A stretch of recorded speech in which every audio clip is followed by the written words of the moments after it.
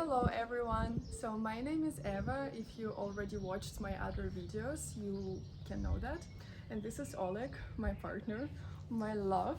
And, today we are at a beautiful place in Sicily on an island called Vulcano. And it's a really beautiful natural place, and we decided to um, find some nice spot to take a video. I hope the light is good, and I hope that you can hear us well. And today we want to show you one of the practices that we really love doing in our relationships.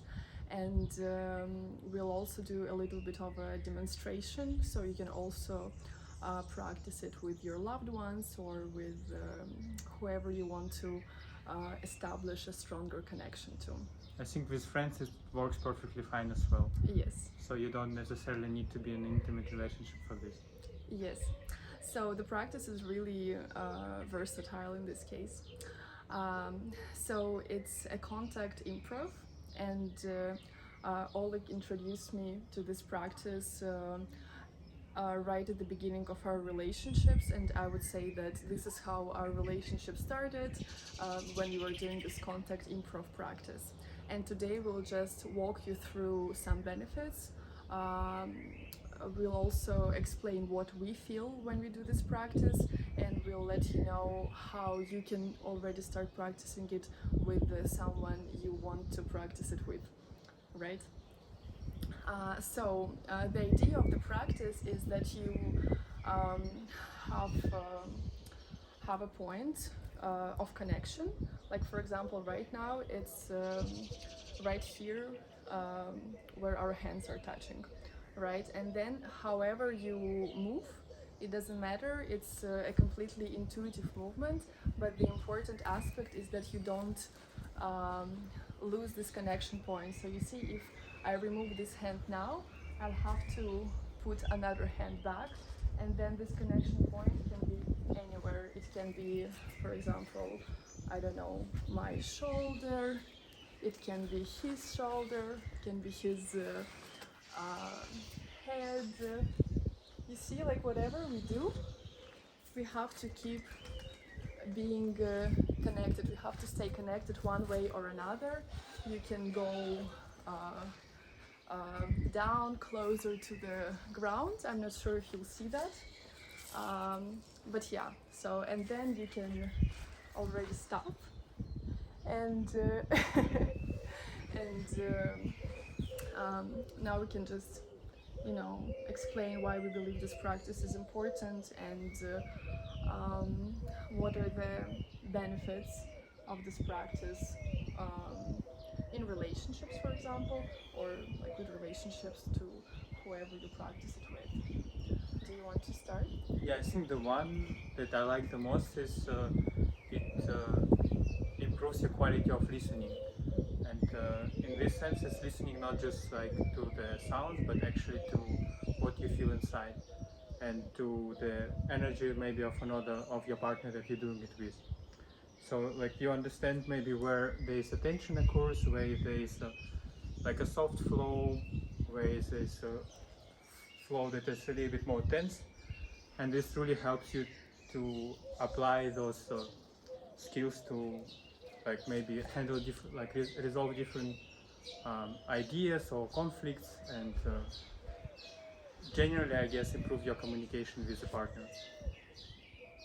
Yeah, so the first one is listening. Yeah, I like this aspect as well, because we used to think that listening is something that we have to do necessarily with our ears, but I believe that listening is also an entire body presence, right? So when you're so present with yourself and with the person in the moment, that you can really perceive the information through all of your sensors, the way you look at things, the way you feel things, the way you hear things. And in these exercises we kind of focus more on the way we feel, and that definitely adds a new quality to the way we listen to people in a daily life, right? Because we also know how to listen to them with our body, how to listen to the subtle movements, how to listen to the body language, and yeah, I think it really works amazing. And another thing that I just hope that we are in the frame. So this is important. But in case we are not, I hope you can just hear us at least, right? So that's what we have to be focused on as well. And another point that you also mentioned is conflict resolution. So I often notice that some conflicts cannot be resolved at the moment, and we sometimes have this thing that whatever we are doing, we are talking, but there is no resolution for the conflict at this moment because we are not in the right state, right? But we did this a few times when instead of continuing talking, we would do some kind of physical exercises. And one of these exercises is, like practices, I would say, is contact improv, and the other one is pushing hands, right? And that's the practice we better maybe record another video on. But yeah, so it's a great way to resolve your problems, not just with the way you talk to each other, but with the way you move with each other, because sometimes there is this kind of like strong energy that you kind of want to be able to express in a safe environment, and you're like really kind of you can really like push each other, and you can really kind of talk this way. So it doesn't have to be like soft or hard. You just can really express your feelings, and you can really understand kind of what the other person feels, and it's a really safe environment to express some energies that might be quite destructive, but in an ecological way that will actually bring you closer together. Yeah, this is my point. Yeah, and to add to this point, it's actually very interesting. Sometimes I observe that you have a conflict and you talked it through, and it feels that you have a solution to this conflict, at least verbally, and you like have a plan of um, how to not end up in this conflict again, or how to kind of solve this pattern in the future. But you still feel this energy inside you, which is like this agitation, this tension maybe in some way. And I think this exercise is a great way to also express this tension. And in our case, like if there is a conflict, this tension basically happens in both of the bodies. And I think it's a very ecological way to kind of like shift this tension to each other and kind of like put it into the ground, or maybe into some like pushing. And yeah, of course, you need to be still gentle. Yeah, like, it's not a time for abuse. Yeah. Yeah, it's not a time for abuse, but it genuinely helps to resolve this tension, like from the body. Yes, Yeah. for sure. Yeah, I agree with that. It's like at some point you really need to both say, okay, now we stop talking and we start moving, because even when you look at the word emotion, right? So this tension, like this irritation after conflict, is a very strong emotion, and emotion is basically comes from the word motion. So it's something that occurs in the body, and it's something that can be resolved, right? Or like something that can be processed also when the body moves. So, and this is also, I think, I think it's an important point that you work with the tension, but in a different way, because sometimes you can talk forever and still not come even close to actually feeling good. Like, okay, you're both satisfied with whatever the resolution of the conflict is, but there is this energy within you, like, and to do bad things. So. And sometimes like words are like they're not even helpful when there's a certain like agitation in both of the bodies and both of the partners.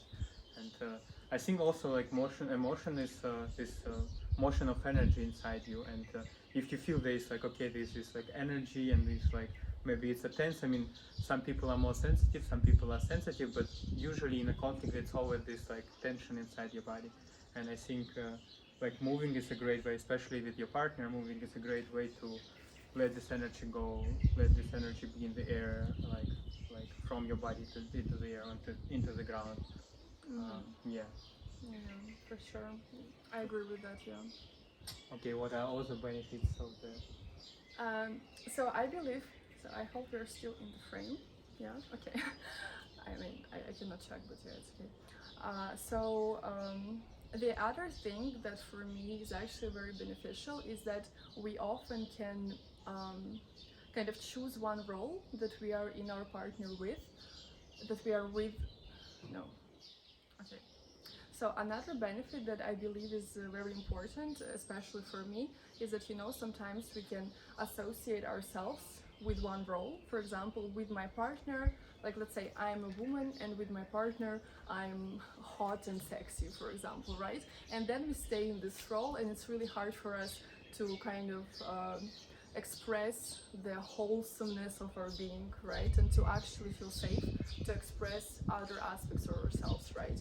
Or like let's say with my partner I am this, I cannot be that, or like I cannot be this, I can only be that. And we often stuck in these roles with different people, but with our partner it can also happen very often.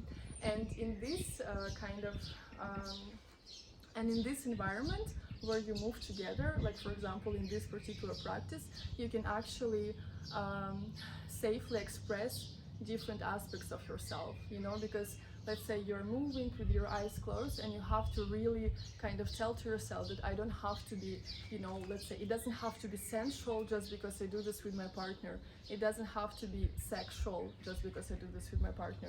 I can be silly here, I can look awkward here, I can move awkward. I don't have to be um, um, or move in a certain way, so. And the same thing that comes here, and the same thing about this aspect is power dynamics, right? So it's not like, let's say I'm a woman and I'm like soft, and he's a man and he's more kind of like dominating, let's Or say. decisive, yeah. Yeah, or the decisive. Like I can also be kind of very directive, right?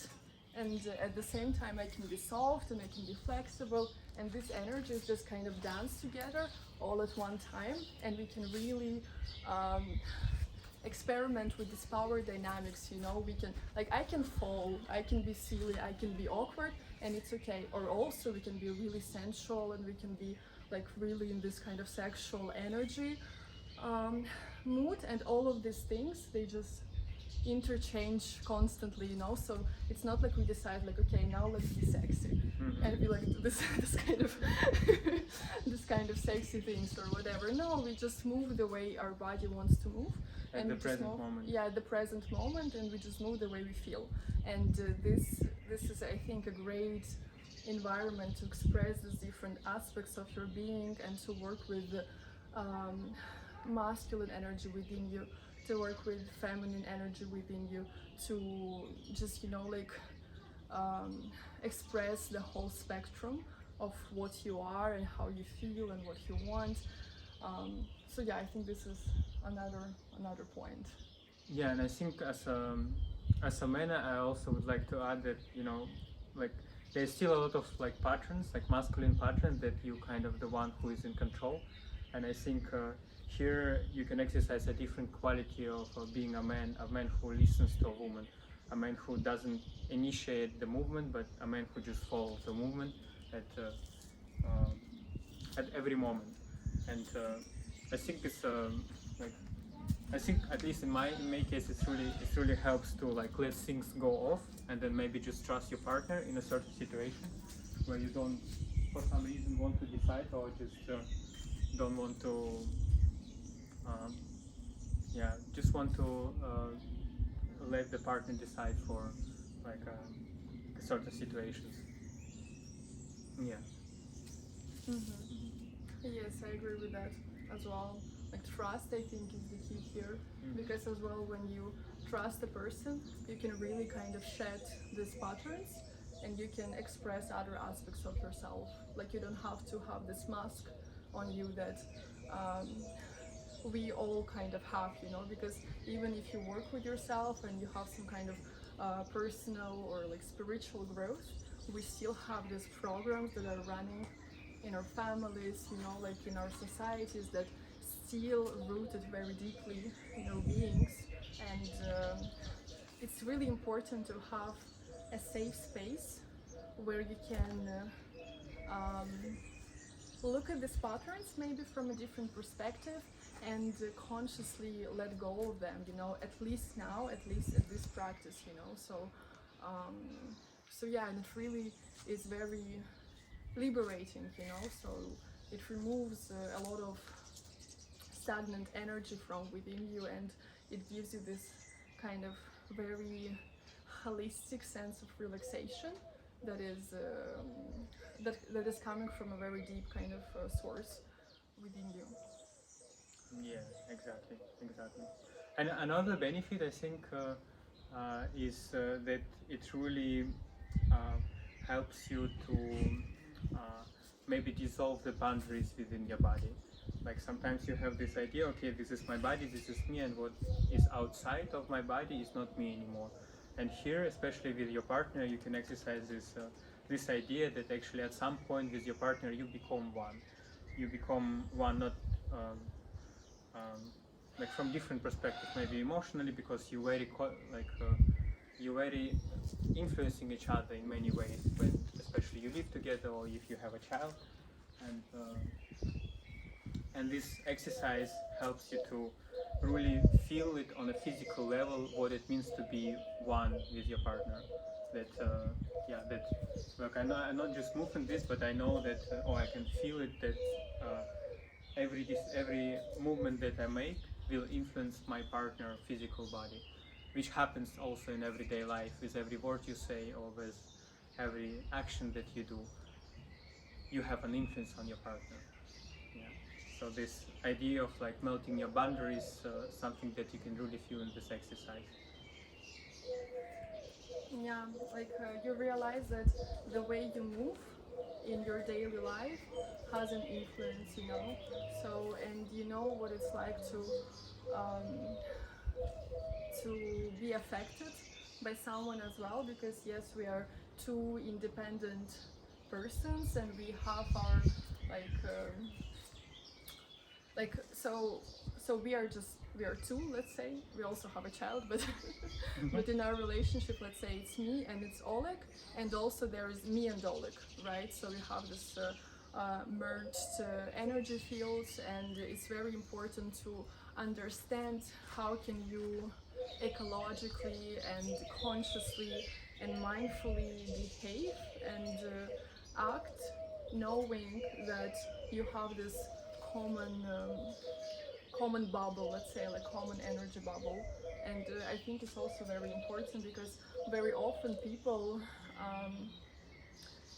they're afraid, you know, in building this kind of very intimate, very close relationships where there are like really like melted boundaries, you know, where when you let someone come so close to you, they're really afraid because very often, if they got into this, it can be very painful, you know, because not many people know how to actually act in the way that is considerate and in the way that is caring to another human being, you know. So, and in this case, you know, like if I move like this, something will happen. If I move like this, something will happen. So you always kind of learn.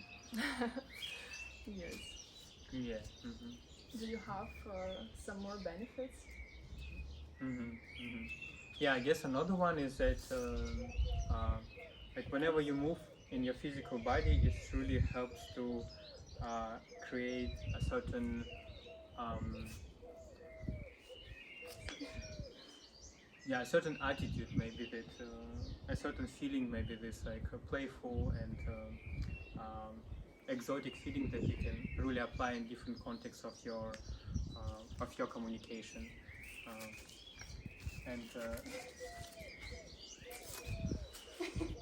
I hope it's in the frame. I mean, yeah, Oleg said playful and exotic, so it is. yeah. So maybe you can find a different way of communicating when you like verbally speak to each other. as well, that you not necessarily have like a certain way to achieve your maybe to achieve something within your speaking language, but you just play with each other when you speak as well. Yeah. So this playfulness, I guess, is something that you can also exercise not only in the like by applying this in your physical interaction, but then bringing it in a different context of communication. Yeah. I agree with that. I think this world, oh no, I think this world is lacking some playfulness. Like you don't have to be very serious all the time. And this is also what I was talking about, that you can express very safely this aspect of yourself when you're like a bit silly, a bit awkward, uh, having fun, like a bit childish, you know. So, and you can really play together, and I think it's a very important aspect when it comes to healing your inner child, you know, because you're creating this playground. Oh my god, you know, like when I say that, I have this kind of bump, how do you call it? Goombas? Goosebumps. Goosebumps. Goosebumps. Goosebumps, you know, Goosebumps. on my skin. Like you really can create this very safe, conscious playground for your inner child to express itself, you know. And it's very important because a lot of people unfortunately didn't have this opportunity as the kids, and very often we had to grow up very early, you know, because we had to make decisions already for ourselves. We have to take responsibility for ourselves since early age. And yeah, I think it's a really oopsie. I think it's a really fun way, you know, to play and to kind of have fun, and not to like to allow yourself not to be serious all the time, regardless of your age, regardless of things you do in your life. You just kind of allow yourself the space, and you just give yourself this permission to be playful, to have fun, to, you know, fool around, and just be okay with that. Yeah, and when you can do this with your partner, it's perfect. Or when you can do this with other people, it's also perfect. So, Yeah, 100%. I also wanted to add one thing. It's kind of obvious, but it's still important. That it's, I think it's really essential in relationships to have this skin-to-skin contact. For example, we had a baby recently, and with like with babies, it's very important to have skin-to-skin contact. So whenever you have opportunity, it's really good to take your clothes off, to take your baby's clothes off, and to have the skin-to-skin contact. And I feel like when we grow up, we kind of forget about it. Like we often have a lot of clothes, especially if we live in colder environments, and we don't have this skin-to-skin contact, which is really, really important, you know. So you can give each other massages, for example, to have the skin-to-skin contact. You can cuddle in bed together, or you can do this kind of practices where you don't have to wear a lot of clothes. You have to wear something that is very easy to move in, that is very kind of light, and that is not restraining your body in any way, and have this skin-to-skin contact, which is really working amazingly on a physical level, on an energetical level, and we really just, you know, it's a very primal, very ancient thing that we have rooted in our nervous system as humans, and like as mammals in general, as animals, that we really need to feel this close contact to a person. And I think that's a great opportunity to have this needs fulfilled, you know. So yeah. Yeah, exactly. That's actually a very good point. And apparently, there is a lot of evidence that suggests that skin-to-skin contact improves dramatically the development of prefrontal cortex in a child. And I was also wondering that at some point we stopped doing this, but it might also have an influence right now between maybe different relationship. Like let's say what was the last time that you did something physical, skin to skin, with your mother, for example, or with your father, and perhaps perhaps this can also play a role in how you both interact. Um, so yes, so my idea is as well that maybe this exercise can um, maybe open some different levels of connection with the people that you don't do much skin to skin contact. And this is a great way that is maybe not so intimate, but it's easier to introduce with people who are also not so much into movement, because basically here you just move, and there's no rule, but just a movement, and just stay in touch with each other, right? Yeah. Another thing I wanted to add regarding the point that we were just talking about now, that since we had a baby, we learned a lot about the way we develop as personalities. And very often, whenever there was some need that was frustrated in us when we were at very young age, we are trying to fulfill this need later on in life.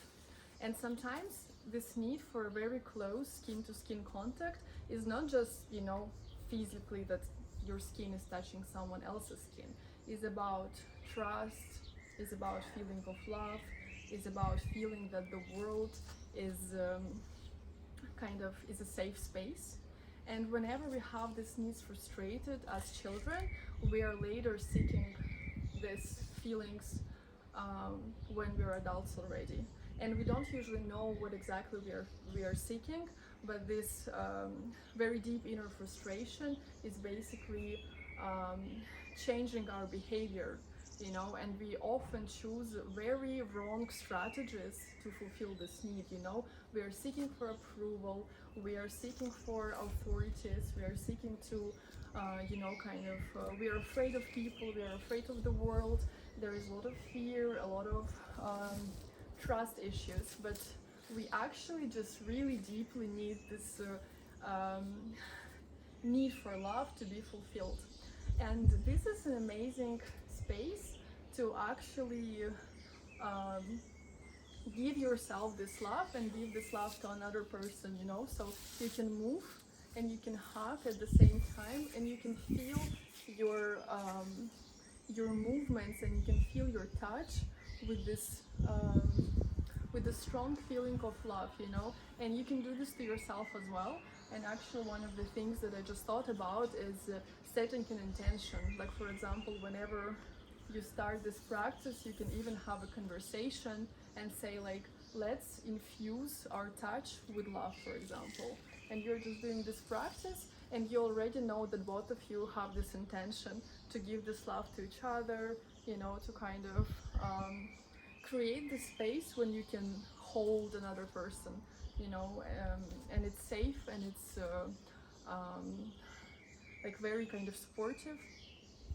So I think this is another great way. Like, you need to set an intention, or like you can try to set an intention together, or just for yourself, but just to know that you can really give so much to yourself and to another person through movement and through mindful practices and through your touch. So yes. Yeah, maybe you can also set a different intention and see how those different intentions influence your movement. And I think it's also a great way to Okay. to understand your partner in a better way. And yeah. You want to go? Yes. Okay. So our baby just woke up. So that's the end of the video, and Oleg is going there to check on him because he started crying. And I think we already mentioned so many benefits, and we did a little demonstration of how you can move together, and maybe and hopefully we inspired some people to do that. Yeah, so I will also need to go now. Please let me know in case this was useful to you, and in case it was useful to you, you can also share it with other people, and hopefully you will get more happy and loving So yes, if it was useful to you, please let me know, and you can also share this video with other people who might benefit from it. We'll be very grateful, and hopefully there will be more loving and supportive and caring contacts in your life. And I really believe that this kind of practices can make a big difference for ourselves, for our relationships to other people, and to our quality of life overall. So yes, sending you my love, and ciao ciao.